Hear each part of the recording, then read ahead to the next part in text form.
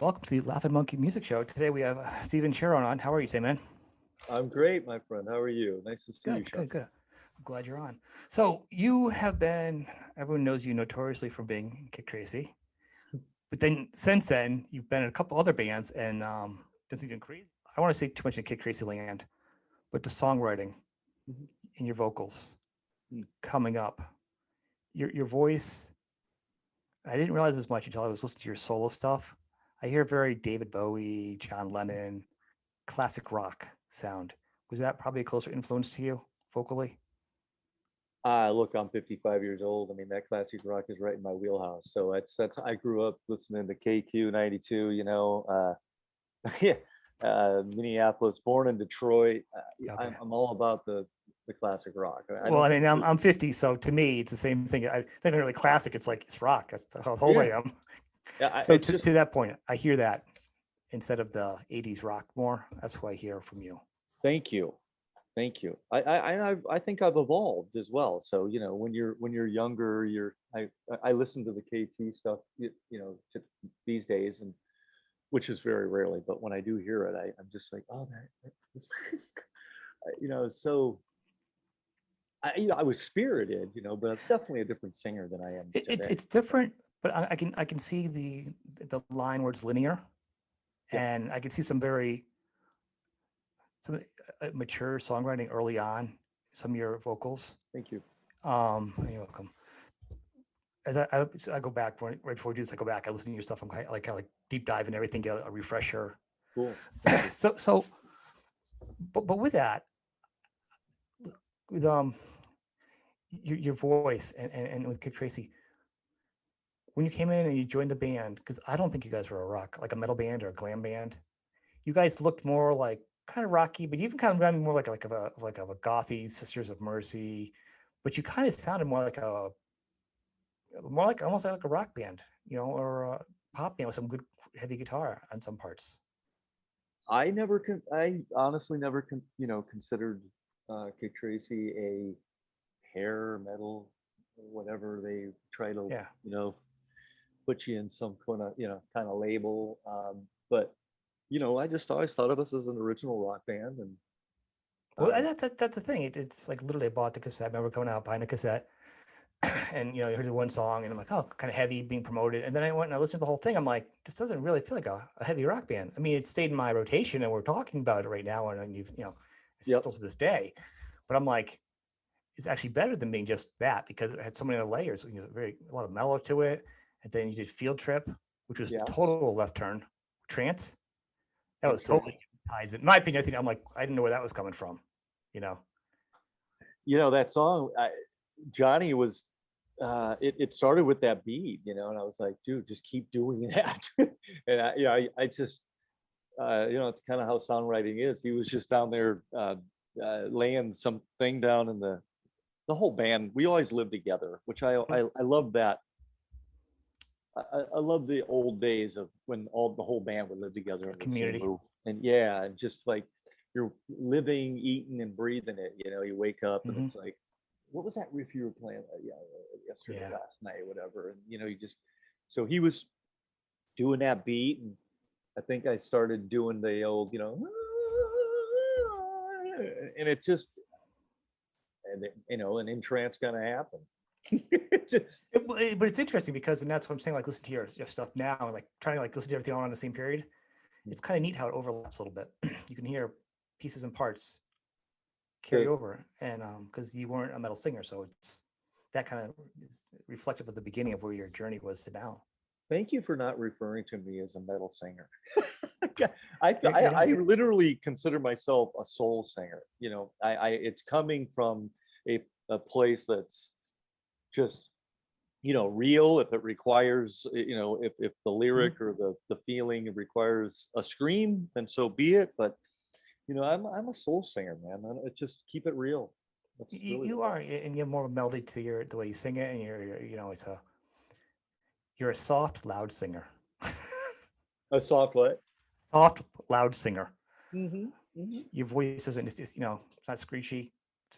It's a clean sound, but you've got power behind it. So to me, it's like, it's not invasive. It's nice, but it's It's there. It's strong. Thank you, brother. And you have a couple of voices too, I do. which is I interesting. do. And that might as well just kind of we're gonna go all around here. All But with your around. different voices, I know you've been, and I trying to tread some ground a lot. And a couple bands wanted to try you out, which is pretty flattering. Yeah. You tried out for Revolver, Crue, and then SDP. Yes. Correct. I could totally hear you doing SDP with your voice. I could play you the demos I did for them, and you would think, you know, I can. That was the thing. It's like I kind of cut my teeth, being from the Midwest. You know, I don't. Where are you, by the way? I'm New England, Connecticut. Oh, okay, cool. Right outside So Hartford. I cut my teeth being in cover bands and doing 3-4 sets a night, squeezing in an original, and then like going, enough of this. But I'm good at. I can emulate voices if need be, and you know, cover stuff. But yeah, the STP gig, boy, of all of them, felt like the best fit, and it was really kind of ironic to go through the Velvet Revolver thing, and then you know, he was the guy that they were really looking. I know it's kind of funny that the band, the connection between the two. Yeah, the whole time. You know, they wanted Scott, but they were just kind of going through. And I mean, I don't know if you ever saw the VH1 Inside Out. I did, and I have a question for you about that actually, because it kind of surprised me. And I'm gonna be honest with you, it's been gnawing at the back of my craw of my brain for a very long time. Actually, whenever that comes up, seriously.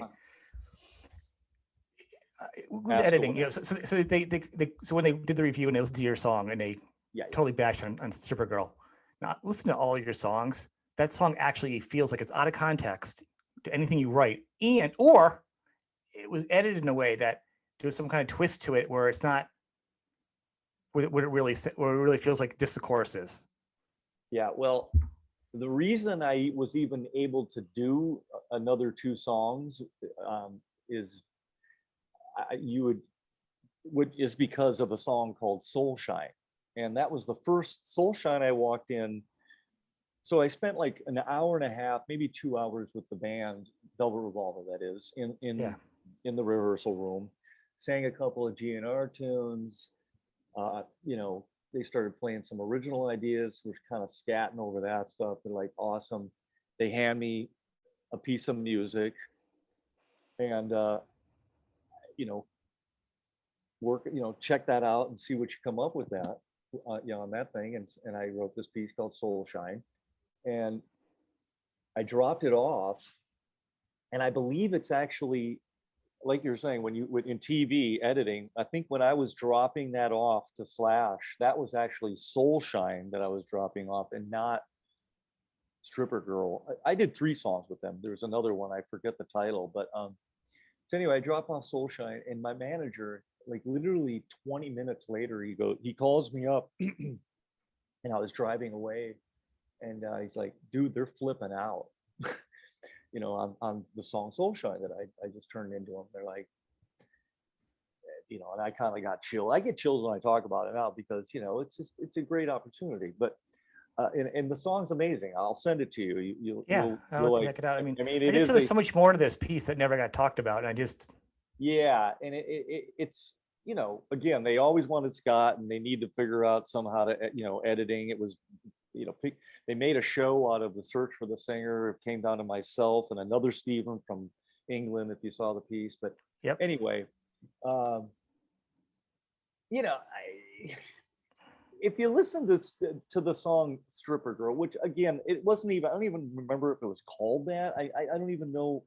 Yeah, they said it. They said it, and they have you singing it like twice. And I'm like, God, out of all the music I listened to, your 2 soul albums, and KIK Tracee and everything you've done in between, and you do the Who thing, I'm like, Stripper Girl does not sound like, unless it's some kind of ironic twist to something else, like a, you know what I'm saying? Like it's part of something bigger. Like you're painting a, you know, with words, you paint a picture, and you're building to something. You're not just, that's not the punchline.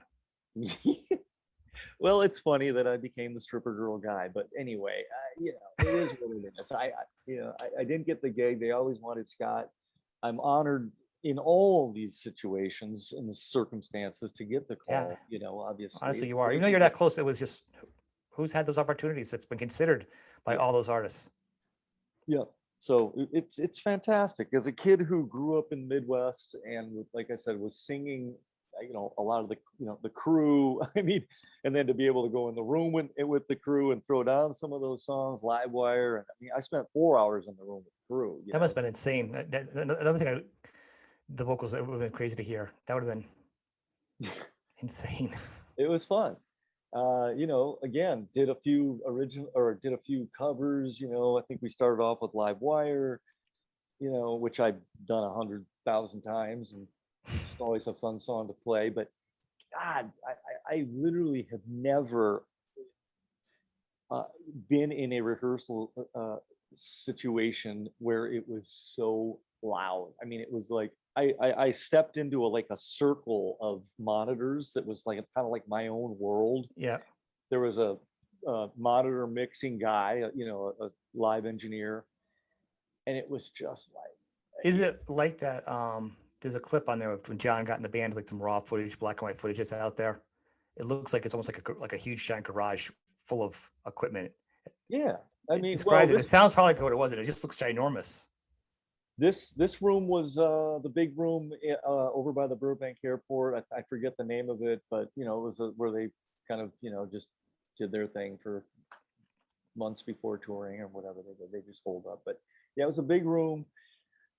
And you know, when something's that loud, you know, it's like sometimes funny enough, it's almost like, you know, it's coming at you in such a way that, you have to like really, kind of just concentrate more to find the one. Mhm. You know what I mean? I know it sounds weird. You know, of course, you know the song, but it's just like the steamroller of, you know, and you're like, okay. And then once you settle in, it's all fine. But man, it's unlike anything I'd experienced up until that point. I mean, I've played a lot of live, loud shows and live shows and whatnot, but Jesus, they were loud. I don't know. You know, it is. I imagine, and then you can correct me or whatever. You're coming in, and you had one big up and coming album, and it came out really good. And all these artists that picked you were like, flying jets and stuff. So clearly, they're all like, I mean, you could fly it, but I don't know if you owned one. But my point is, with the popularity and the power of these guys, the personalities were like larger than life cartoon type, because it's just so huge. Sure. Chill guy. There's no, hearing about Steven all over the papers and everything and TMZ and stuff. You're just kind of a singer-songwriter. You kind of go home and that's it. You're kind of, so you're walking into a situation, all these things, except for SDP, they seem like they're pretty chill. But the other two bands, it's a lot of power behind us. Just the personalities, the energy. Yes, for sure. To walk into, just to hold your own has got to say a lot. Thank you. And I think I did. I just when I reflect on it, I always find something about it, because I literally can almost smell the room, Mm-hmm. like it's been 20 some whatever years, but every one of those situations, I know I can almost every, word and interaction and it's almost like a movie, it's a very bizarre experience, because they, like you said, they're such characters and people that I looked up to, and obviously I was covering their music, and when you find yourself in the room with them, my 29-year-old son at the time was very good friends with Nikki's son Gunnar. And so I'd spent some time around with them. So I had a little bit of a comfort, there was a built-in kind of, mm-hmm. It wasn't really, but at the same time, when you're meeting and throwing down with these guys, it's a dream, man. It's beautiful. And it's a dream come true. And I'm honored to have, I don't know, it's not bad that you didn't get it. I mean, you probably walked up being like, oh, if you heard about it, like, that sucks, but everything. But if you look how both things went, and both the guys, when they're very much like Scott Weiland is kind of like a burning star anyhow. Like, it was going to be fast and whatever. The whole band was very, the whole VH1 thing could have just been based on Matt Sorum being angry at everybody and Scott never showing up, and that would have been a 10-minute show. Good point. I ironically, I walked out of the Motley thing, and I mean, I had chills, and I was like, it was a very surreal scene. I was driving away, and I remember it was like I said, near Burbank Airport, and I got in my car, and I was just kind of like decompressing, and like ears ringing and just buzzing. But there was something. I knew that was not the gig for me. I knew that it was enough. I just didn't want to step into those shoes. It's like I could imagine that. I was perfectly happy going on with my life with just that experience. I think he would have actually been more of a middle guy, more in the middle sound of Vince and John. I think John was probably the best move, and the sound. If John couldn't cut through, because they needed to change totally to really try doing it, and it was a stellar album. But if that didn't make it, and that was a total thing, anything else would have been a cover, or you're copying him, or you're trying to redo. You know what I mean? Yeah. You wouldn't have had a chance. You don't fill his shoes like that without getting a lot of grief. Well, I had a chance. I'm just kidding. So you're saying? Oh, anyway, yeah. Saying you're probably better off. Yeah, exactly. You did an album, and it would have been a good rock album, but you would have been lambasted because you would have been compared against something.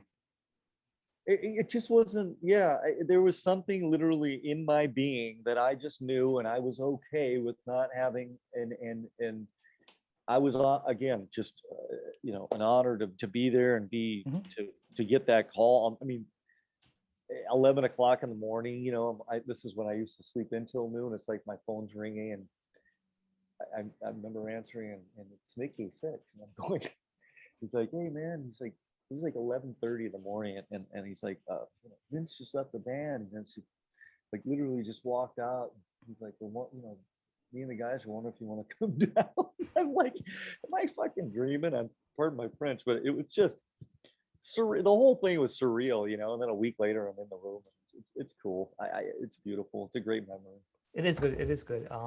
Those are just interesting things, and more to the point, I think the super girl I had to clear up, and I hope anybody else watching this and hears this, we get this out there, that was editing. There's so much more to your songwriting, because it just never made sense to me, that I just felt like it was like, that's a cut to be like jerks, because they're like, stripper girl, we wouldn't even be doing this when we were in the band, Storm saying something. I'm like, this is not the guy who does, We're going to follow this up. I'm going to send you Soul Shine, and I'm telling you, you can share it with your listeners or do whatever you like with it. But please, you'll understand why it was that I was given the opportunity. Then they gave me 2 more songs. Now we're back on Velvet Revolver, and I did those, and they chose to, Well, that's what I'm saying. I felt there was a reason, and to do that one song, it wasn't like they pulled you out of nowhere after all the other stuff. It didn't make sense. You're a better songwriter. So that's where we're really at. So when you did KIK Tracee, was it more of a collaborative songwriting process? It was. I mean, I either, I would connect with either Greg or Mike or Rob. I mean, we all kind of had our moments together. Like I said, it was wonderful to be, blessing and a curse, to all be under the same roof. But I personally like it because, like I said, it's kind of a living, breathing animal entity that you wake up and you're just kind of just keep going. And so I would connect with Greg, and we'd come up with the thing, and then we demo it, and which a lot of those demos we recently released the the KT demos. I heard that it's not on Apple. I was looking on iTunes the other day for it. It's not out there yet. I don't think it's not on Apple. Anyway, I think it's on Spotify. But I don't use Spotify because what it does to artists are different. I totally refuse to even support them, and I keep hearing this stuff on it. I'm like, it's like you guys are tempting me. I don't want to go there. I don't want to go there. I don't want to support them. Yeah, but things annoying. See, it's another thing that's on Spotify that I can't hear on Apple or on YouTube or something. So you're killing me. Yeah.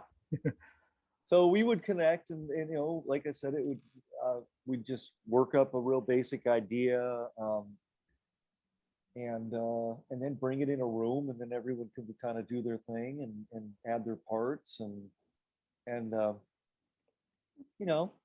Were you writing a lot of acoustic? Because this is where I'm going with your songwriting, your style. Well, I wasn't. I would, it's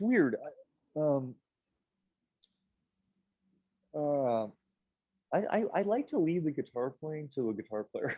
It's like, you know, I can play enough acoustic to write a song, you know, Right. like literally like I 3 chords and the truth kind of a thing. That's Yeah.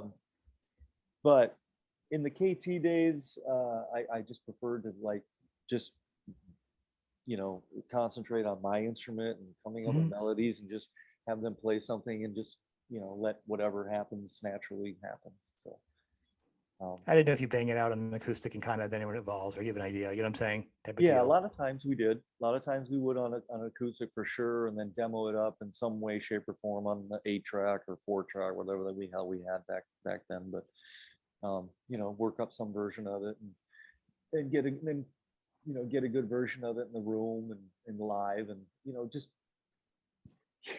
hash and rehash. Well, it's interesting. Like I said, you did the 2 albums that came out were both of them were kind of different and very mellow and say very rock, classic rock, very kind of. Yeah. I could probably go back into more. Even the phrasing and it it was just at the time. I can't put all the words like what it was at the time. How it really when I heard it, I was like, wow, this is crazy. It was just so it was kind of chill. A lot of it was very chill.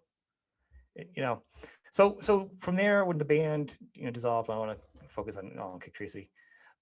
Then you did a couple other side things. Well, you did a lot of things in your life. I mean, there's I want to hit all your stuff here. Thank you, So you buddy. did a couple. You did was it Zen from Mars, right? Zen from Mars, yeah. Heard one of the. I heard there's one song I've heard. I don't know if there's more out there. New Is it New Leaf, Leaf? Yeah, yeah. I saw the video. That's a good song. Thank you. Is that coming out? I mean, I heard there's like some of your albums from the past are coming out, are supposed to. That is going to come out. Drew and I, Drew Fortier, he's a Mm-hmm. that project came about. I guess he was a huge fan of KIK Tracee, and originally he had contacted me through one of the social media sites, and was pitching the idea of doing a KIK Tracee documentary, much like the Bang Tango thing that he had Oh, done. that'd be fun. That'd be really cool. And I was like, you know, I kind of shot it down at the time. You know, I just thought, nevertheless, then he, after, you know, and then we kind of connected, you know, and then he shot off at me. He's like, listen, I got all these songs that I was writing with Joe Lestay, or for Joe, you know, they actually talked about him being in the band. This is pre Bang Tango. And he goes, and they, you know, they never, nothing ever came of it. Joe didn't do anything with them. He goes, you want to check them out? You know, it's just my music. Mm-hmm. The first thing he sent me was the acoustic version of New Leaf. I literally, I mean, I can play it for you right now. I just went, wow. And I just put it up on my thing and sang what you would hear on that demo and worked it up. And then it was just literally one song after the next, after the next. And it was super, easy, you know, it was just really easy. I loved his music and where he was coming from, and it was just it fit his phrasing and his you know, just the way he structured song, you know, Mm-hmm. it worked for how I, you know, just worked for me. So anyway, we've got, you know, there's like 12 14 songs, something like that, and then we kind of started you know, recruiting different people to play on the project. And so we got a friend of his was Chips Enough, and so he ended up playing bass on it. Chips Enough from Enough's Enough. Yep. This guy Mike Heller, who's the drummer from God, Was it Fear Factory and? yes, thank you. God, I always don't know. Yeah, Fear Factory, and then Bryn Arns from Flip. I don't know if you know him from Flip. He's Minneapolis. I have a long history with Bryn. Wrote a lot of music with him as well. It's a whole nother story. So I brought him in. He played on the tracks as well. We picked a date to release it. What all the mixes weren't done, so I went to Denver with a guy named Richard Easterling, who's done a lot of Kiss stuff, and he's actually mixed a lot and recorded. He's brilliant. So I went there. Drew couldn't make it, and I finished a version of the record. Okay, so, you know, not everyone's gonna like it. Maybe everyone will. Someone will, someone won't. You know, this when you're not there, you know, and it's anyway. I completed a version of the record, and it ran up against a little, you know, some. Let's just say it. You know, not everyone liked it. Anyway, so I have that version, and then Drew basically went off and he went and did his version. So I think what's going to happen is we finally have come to terms with, we're going to release two versions of the record. It's like two mixes, and it's called Intermission. So Intermission 1 and Intermission 2, and they sound amazing. I mean, the songs are incredible. So, and really it makes sense because in the end, one turned out to be my mission, and the other turns out to be his mission. Does that make sense? That's really cool. So, but they're both the same songs, just a different mix. They are, but they'll be different in the sense that maybe one will have two, or you know, like two different songs. Right. The one will have they won't be exactly the same, but I think that's a really good idea. I know I can only think of one other band I know from that time period. Danger had the singer leave, and then he wrote something and they had a problem with the original singer. I don't know if they left people afterward, whatever, you know, it goes. They brought somebody else in, and then they sang, and then they decided to put everything in. So they sued, whatever. So the whole label just put everything on the shelf. Then I got re-released years later as each singer. So it's a double with each singer singing different versions of what they wrote, which is kind of a cool thing for a fan, because most fans generally enjoy versions of the band, you know. So it's kind of a cool thing. So you doing that is kind of a really nice. The songs need to be heard. Let's just say that. So, you know, it's kind of up to the listener to decide what version that they want to play. We're not going to charge you anymore because we're doing two versions. It's, you know, it's just our way of coming to terms and you know, and putting out and getting the music to people's ears. I mean, it's great stuff, and I'm super proud of it. And stuff sounds. I think people like that. I think more people like than they put out in the commercially. What people think about is they enjoy the journey. That's why artists can put out demos. You're like, oh, I didn't know that song. Or you talk about Motley Crue, they have some demos out of things. You're like totally different lyrics for like Dr. Feelgood. You know, you hear it, you're like, what? You know, but for when any artist does that, it's really a fun journey. You know, that it goes there. So like to hear two different finished products. Yeah, it's pretty exciting and creative. At first, I was like, huh? And then I was like, you know, once like, no rules, right? Exactly. Well, it's true. Thank you. So you've been doing that to me for like a week now. Enough said. I had it coming to you. You did. I had it coming to me. Yes, thank you. That's the mantra, man. I know it's pretty good. So from there, you did a couple. What are the bands that you do? Because I know you were like, it seems like it was so close with so many good songs, and just the industry from early 90s up until recently, and then it's got turned over anyway with Napster, has been so hard to get a good product out. No matter how good you are, what's going on, the time is whatever the type of music is, it's always labeled. Yeah. You know, I don't know if it's just age or I've been doing this I've been in bands since junior high. One band to the next led me out to California in '87, got signed to RCA. All the dreams of, rock and roll stardom, whatever, touring, videos, they all came true. It was fantastic, and I at this point in my career, musically, I mean, I've been doing it.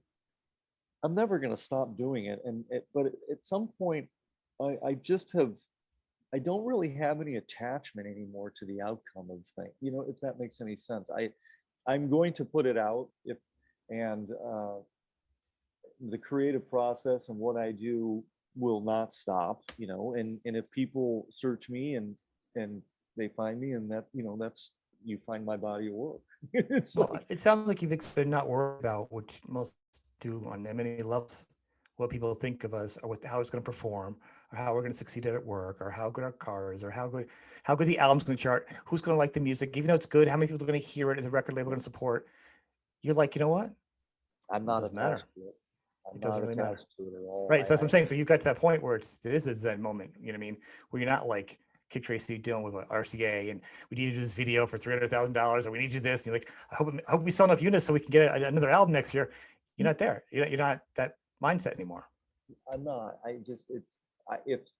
If I just figure if I just keep doing the work and as I've always done, you know, the same process and the same thing that I was doing that got me signed to RCA in 89 or 88 or whatever it was.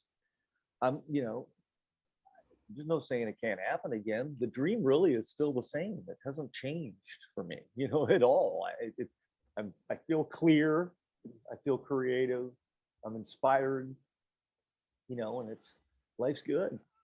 But I think what people think is right, but I think that is the dream. I think what people think of what they thought it was going to be, Led Zeppelin throwing TVs out over into the water Yeah, with red snappers and stuff. But the reality of what that is look what happened. The drummer died and like everything happened and they had some great albums and you know, but beyond that, you know, Robert Plant changed his career, different songs and to do it. I mean, he had some financial success and money's always good. But beyond that, you are kind of like living, you know, you're not Zeppelin, but you're performing with all these great artists. You're still out there. Your music's still relevant. Thank you. It's, you know, and you and as you get older, I mean, basically when you get older, a lot of musicians take you play guitar or whatever, but the voice goes. And now here's something I always like to talk about. Obviously, I've heard your voice. You have a lot of stuff. It hasn't gone at all. But a lot of artists love to write songs when they're younger that they like to regret when they're later on, because then they got to play it lower. First off, the songs you've done, you've always sang in your key. You don't really have to change it. Anything I've heard, I could be wrong. And then as you've done more, your first solo album, 2013, Golden, thank you. Pretty mellow, and then for an album, so really you're not gonna. It's you can perform it till you're even in a wheelchair. They can push you out to the audience, and you can still do it. Yeah, you know, because your voice is just strong. That was what a joy of a record to make. I mean, that's just Golden is just me just not trying to force anything. It was just letting it happen very naturally. You know, feels like it. It feels like when I heard the New Leaf thing, I'm like, oh, it's really cool. But after hearing Big Western Sky and Trance, Golden is what really feels like that was the piece. Like, so like New Leaf to me, hearing that recently, I wasn't aware of that. I'm like, oh, it's really cool. Was not expecting that to be the sound because, you know, that transition over really feels very natural. It just feels like that's what the evolution was in your songwriting. I want to evolve. There's definitely a conscious decision to want to evolve. I'm not going to forever be KIK Tracee. I don't, you know, I think we might be the last band that hasn't done a reunion from the Sunset Strip and you know, gone on the, I don't know, Rocklahomas or whatnot. Although I think you should. I would entertain it though. I'll be honest with you. Tell you, a lot of those guys are making some good change and flying out on the weekends, and then flying back and having the weekend being like a regular family, having a house, a car, and a mortgage, then rocking out on the weekends and getting cash. You got some guitars behind you. You want to join the band? Let's do it. You got a missing number? Let's go. I'm telling you, I'm considering it right now. Actually, to be honest with you.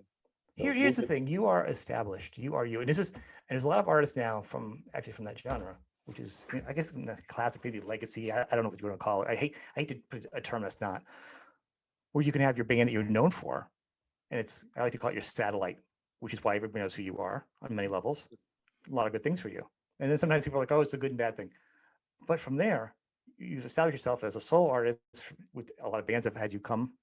You have your own albums. You can do your own stuff. You perform on your own. You can do both. You aren't you're the voice of KIK Tracee, but you're more Stephen.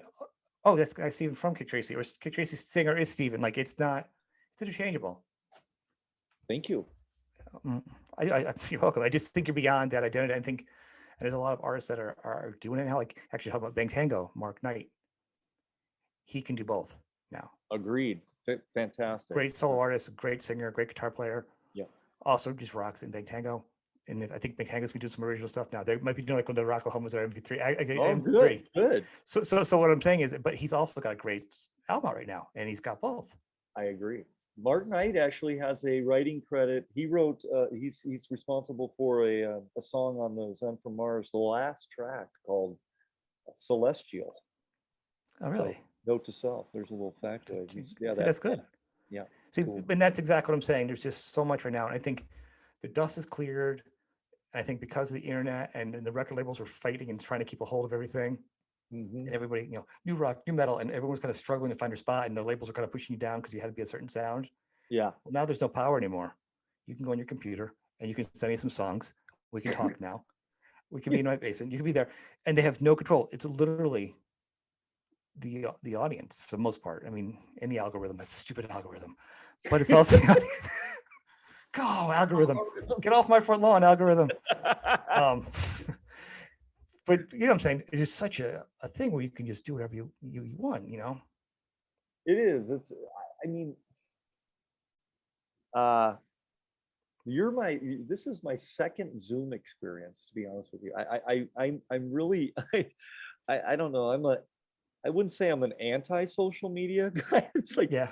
but I don't, it's another thing I really just do not, Which I noticed, and that was kind of odd. I'm like, you have an album out, but there isn't really much of a media presence out there. I'm looking for a good publicist. What can I tell you? I feel strange, and I always have. It's wonderful, like to talk like this, the way we are. Yeah. But I don't know. I've just always, even when we were signed to RCA, there's just such a strange, you know, um, commerce in music has just been a very, Well, and to watch that is the questions of people that, and you watch an interview and you try. Sometimes you have to hit the same certain things, but a lot of the artists, you sit there and you watch them, and it's the same question. I actually talked to Ricky Rackman about this thing. It's like the same question. They're like, and we were talking about like, what's the worst question you think anybody's ever heard? So I said, one time I heard somebody said Bruce Dickinson. They go, and they're crazy. Like Brazil loves Baden. I love Baden, but they're like, Bruce Dickinson, you're the best singer in the world. How do you feel? Yeah. Right. And I said to him, I said, look like he had like Nero, and Rome was burning in his eyes. And he's like, it's a compliment, and they're fans, and you've got a certain respect, but you hear it over and over and over. And there's so much else, like talking about, and as an artist, let's talk about your album. Like, the first thing I think of you, I don't think of KIK Tracee. I think of the line, and one of my favorite like lyric lines is from you with and You're So Strange, about being the melody and changing key. Yeah. And that's when I fell in love. I heard that line. I was like, that's brilliant.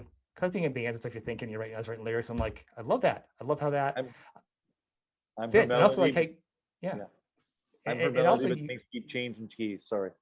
Yeah, and before you also do a line where it says like I forget how. I know I'm drawing a blank. Where like I think about you, and then you think about me. It's almost like the same thing in two lines in a row, which is almost like you don't usually do that, but you flip it. So, which is again, it's another interesting twist in a song, which is not a normal rock thing at the time, and the timing was a little different. Yeah. Although you do that, your little in the song, I just thought about this. You do that sound you make. Oh, and actually, before Slither, because then you really think about Slither, what Scott Weiland did, and Slither does that sound. Wow. Really think about it. I just thought about that. That was another weird kind of similarity. Interesting, right? I love that song. Damn. I do too, but you know what I'm saying? I never thought about it before because I never heard anything before. I'm like, wait a minute. That's a first. We just discovered that, right? Isn't that crazy? But so let's talk about your new album. I love it. Listen to it. Silver Linings. Where did you download it from? Hopefully you got a good download, man. What a shit show trying to get that thing. I don't know. I've never run into some more. Anyway, hopefully you got the news. Yes. What is your last? Was it Black Patience? Was your last single? Was that your last single you did? Are you gonna have another one or what? Are you gonna do more singles? Yeah, sure. Why not? I'm gonna do another video. Yeah. Another single. Yeah. I think you have Black Patience and you have Black Lacquer on the same album. I know. A lot of black. There's other colors, Stephen. There's a black squirrel out here too. Right? I know it fits lyrically with the songs, but I was like, that's really funny. I never. Yeah, I just I love this record, to be honest with you. I'm wearing my heart on my sleeve. What can I tell you? I'm an honest songwriter. Sometimes I feel like those songs were all written on my new love, which is piano, and I don't even consider myself a piano player. I literally, everything that you hear me playing on there is it's just by ear, I'm just, feeling it out and working out the song structure. And yeah, it's like hitting one chord on a guitar and you sing a line. You know, that's how I write. So I'm proud of it in that sense that, you know, the song "Stay," for instance, off of Golden, that was the first song I ever wrote on piano. So, and so Silver Linings is just kind of like a progression of. It of feels Stay. like a stronger confidence as yourself as a solo artist. Thank you. Like it's a, well, you're welcome. Like it is, like it's not like the other one's a good album, but as an artist, you want to keep growing, and it feels like you're just, you know, the first album, like the Gold was you bought a nice pair of jeans. Now they've been washed a few times. They feel good. Woo. You're gonna go out and you can do a lot of things. You can eat some extra food. You're comfortable. Yeah, You can be you. That's Yeah. It feels like it's really feels like you're kind of really fitting into it even more now, and you're branching out. I'm hearing a little more different. Your voices are a little different. I can hear almost bleeding through. I could say maybe a little bit of Lennon and David Bowie-ish influences in the way the vocals are done, not actually being David Bowie or John Lennon, or the space thing between some of the songs. For sure. Yeah. As they've done mellow songs, which really to me is a compliment because those are really good songwriters. So it's received this one. Thank you very much. yeah, and it's not like you hear and you go, oh, that's a John Lennon song, because it's not that. I just, the way I listen to things, anyhow, I really pick apart songs, and No, it's also well produced. I like who produced it. that is a gentleman by the name of Bernie Larson. Kudos to him. He and I did Golden together as well. Yeah, it does feel like there's a similar. He's also kind of almost pretty much my one-man band. Yeah. So I'll either lay down an acoustic track or piano track, and we start building around that.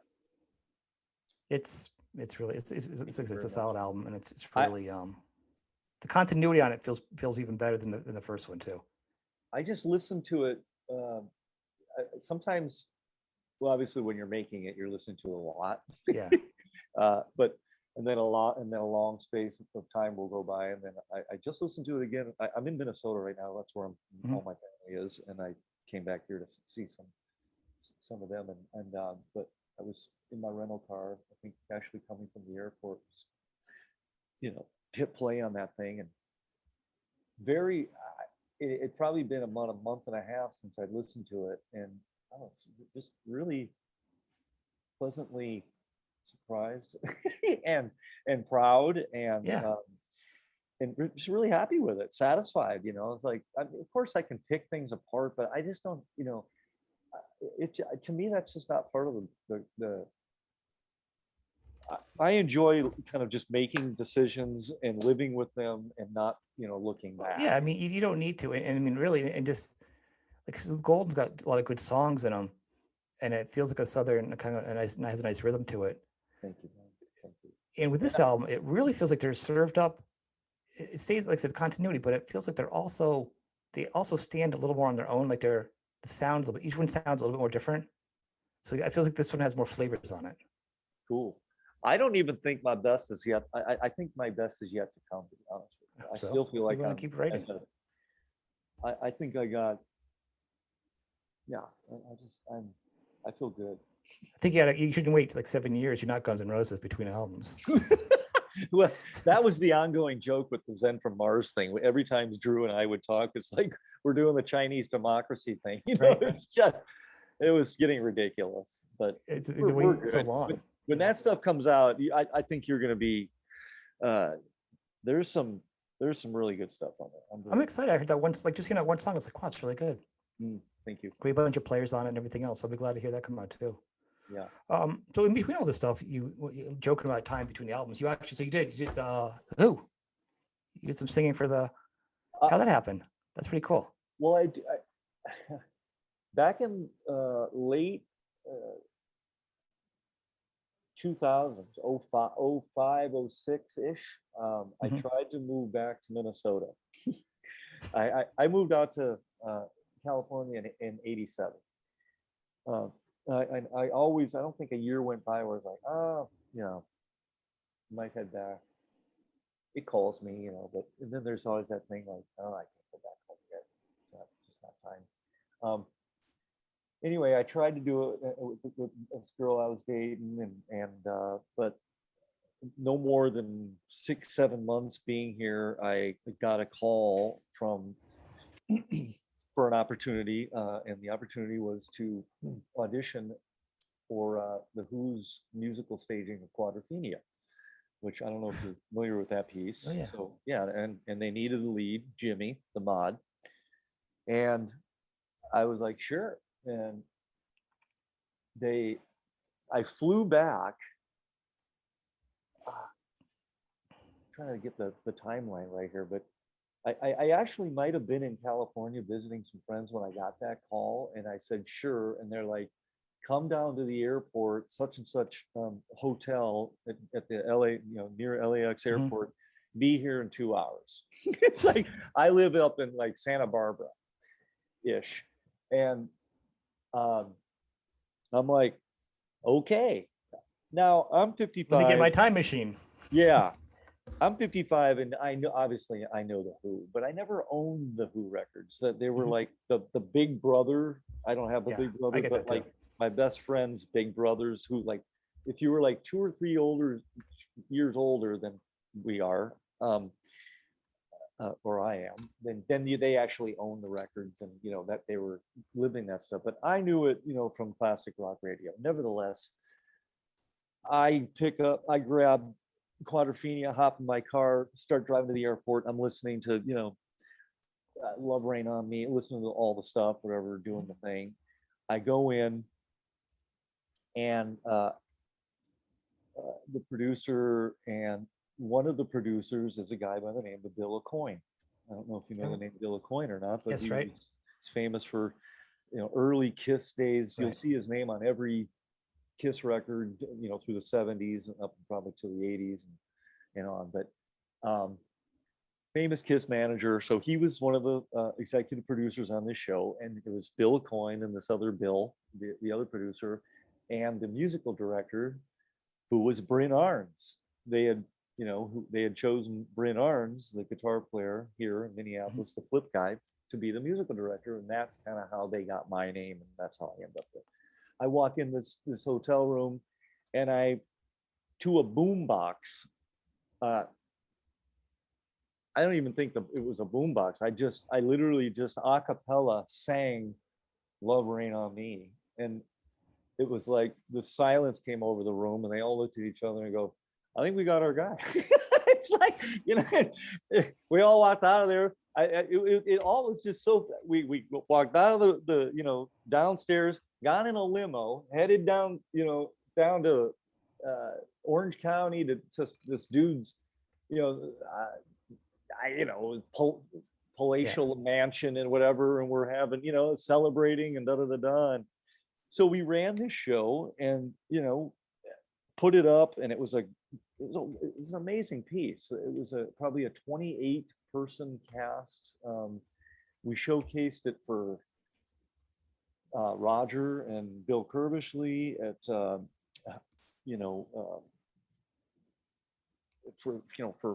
those two and 300 people. And so many stories. Anyway, when that whole thing ended, ultimately we were trying to the producers, that they didn't want to do anything with it until they had Pete Townshend's blessing, which is understandable. He's the author, et cetera, et cetera. But in hindsight, we didn't need his blessing. No, but you don't want him crapping all over it in Rolling Stone magazine back then or something to exactly get the fans against you. It's not going to help you the machine. We were getting rave reviews, and Roger, even after the thing that we did for him, he pulls me aside. I mean, I'll never forget this. The guy, I'm not. Let's just say I'm not like a star fucker or anything. I leave people alone. I don't want my whole image of anyone blown. Let's just put it that way. I have no interest. Anyway, he comes up to me and he says, he pulls me aside and he shakes my hand and he goes, I just want you to know, man. He goes, maybe you make me want to sing those songs again. And I'm like, wow. Thanks, dude. And that was our only exchange. It was beautiful. Anyway, I wouldn't want to talk to him again. It might ruin it, right? Oh, that was it. Don't say anything to me. I You might do ended up, something normal to you or something. yeah, it's beautiful. But so it was, this 2 years of running this show, it seemed like the constant, like, trying to get Pete's approval, and through different avenues, the people that that handle his all his theatrical rights and Yeah. this, that, and the other, blah blah blah. Never happened, or at least no one could 2 say years that of trying? I would have lasted probably 2 weeks and I'm done. I have no patience. yeah. So that ended. I'm just going to tell you a real quick Pete story, but so it all ended, and all of a sudden, like 2 months after the whole thing kind of fizzled, I'm standing in this shopping, this thing, it's called Maxwell's, I think, or something like that, in Beverly Hills. You like literally need like an appointment to go shop for shit. And silly, I was just dating a girl that had the money, but it's like, anyway. So I'm standing there and I'm like thumbing through, these blazers, and I look to my left and there's Pete Townsend. There's no one else in this. It's like me and Pete and a few salespeople. And again, going back on like me not wanting to ever, approach or et cetera. In this circumstance, I definitely felt like I gotta say something to him, and I just thought, look, I feel like I need to introduce myself to you. My name's Stephen Shareaux. I play the part of Jimmy in Bill Schultz's production of Quadrophenia. He's like, oh, right. I mean, the guy just lights up. I mean, you hear all these nightmare stories about him, et cetera, whatever it was that they're talking, anyway, right, Quad, and he just goes off and he just starts we talk for probably 30 minutes. He's, to the salespeople, this bloke who plays the star in one of my, musical opera, Quadrophenia, he's just writes down his email address. And to this day, I swear to God, I can like send him an email and he just, how are you, mate? That's awesome. Yeah, it was pretty wild to find, for 2 years, we're like trying to like, where's Pete? Where's Waldo? And then all of a sudden it kind of like all fizzles out, and there I'm standing right next to him. And to have that moment with him, it was crazy. But anyway, so that's how I became, I was singing all the Quadrophenia stuff, the Real Me and all that stuff. And the band that was in that production was a Who tribute band, and an amazing band. And when the whole thing was over, they would ask me to come out as Jimmy the Mod in the wartime coat and this, that, and the other. And I'd go up and sing go up as Jimmy and do a little mini Quadrophenia set. And then they were like, dude, you got to be our Roger. And I'm like, no, I do not. You got to be our Roger. And I'm like, no. And they finally got me to do it. And it's been, I tell you what, well, I'm in a whole different band. We're called the Who Generation, but this band it's a pretty badass machine. I mean, we didn't play them, played for a year, and we just did a gig in Arizona, and it was like, just didn't miss a beat. Really, it's really fun to play with people that, as a singer, it just you never have to worry about what's going on behind you. It's just there, the way you. So what band is this? What's the name of this? It's called the Who Generation. It's a tribute to the Who. It's just another side gig that I just do. didn't know, because I was thinking your media presence. It's not even like a footprint. It's like a shadow. It's like with the sun going by really fast. The shadow going. Quick look! There goes Stephen. Well, because I'm not sure if there's a rhyme or reason for that. It's just because I don't really have. They just tell me where, when, and how much.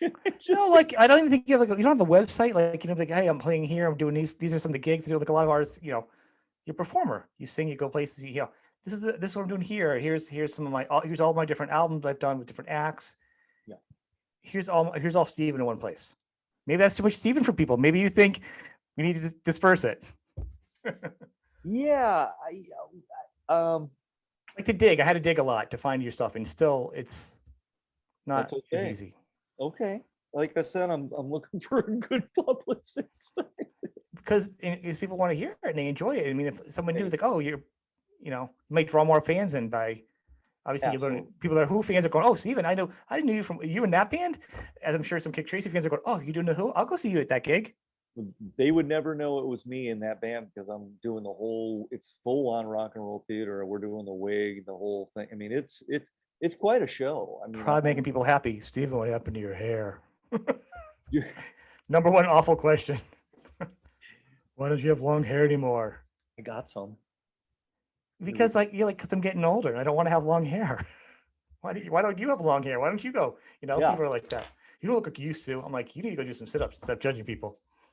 But that's the most rewarding thing about that gig though, is that people is making people happy. I mean, you wouldn't believe, for them to come out and hear that music and the new appreciation that I have for the Who, over the last 10 years has just been like profound, man. I mean, I love it. And that's soul rock and roll. Roger Daltrey is a soul singer. I'm sorry, man. That guy's a blues original singer. mod.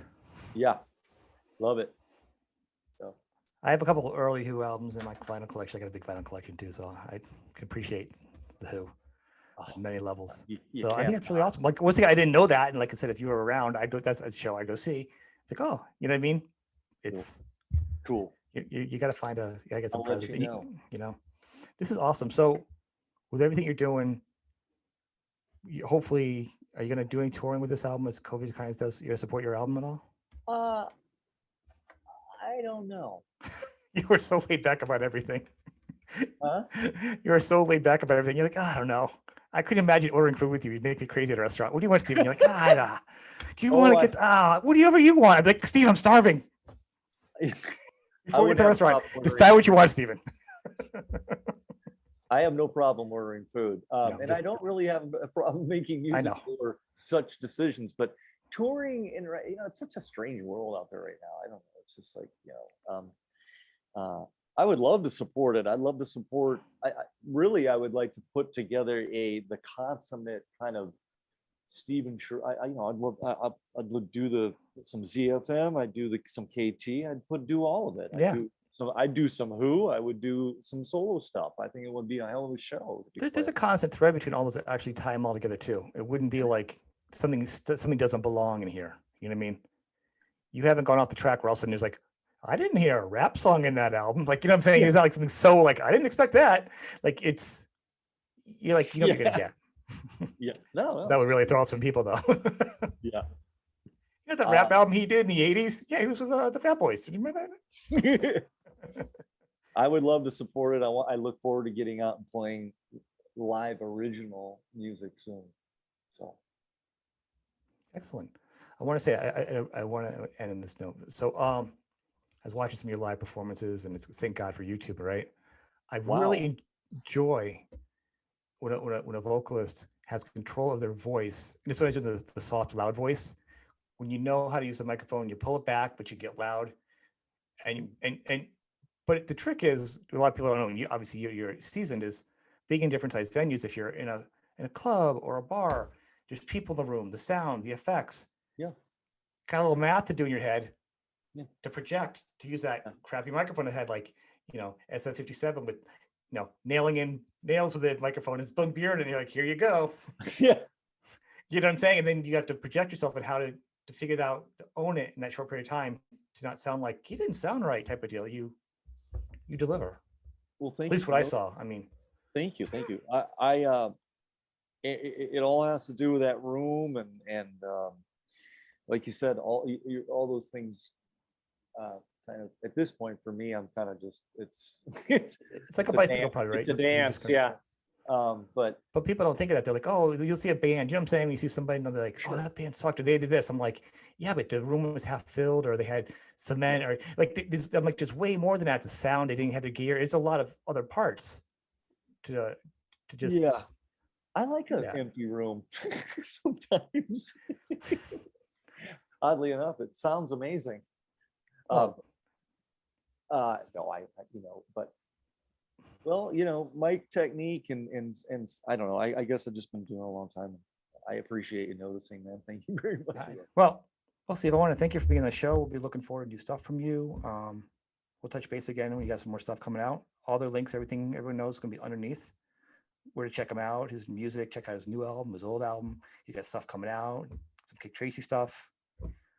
Now man. that we figured it out, I'm gonna be the 5th member of KIK Tracee. We're gonna play the next M3. We got big plans. Me and Steve have to talk about that. Got to figure out the whole bus situation. No, but there's a lot of good stuff to check out from you. You have a lot of material out there, so people need to check it out and be aware of your Thank you, discography. brother. All right, man. You take care. Thank you. You as You have a well, good my night. friend. I really appreciate it. Take Thank care.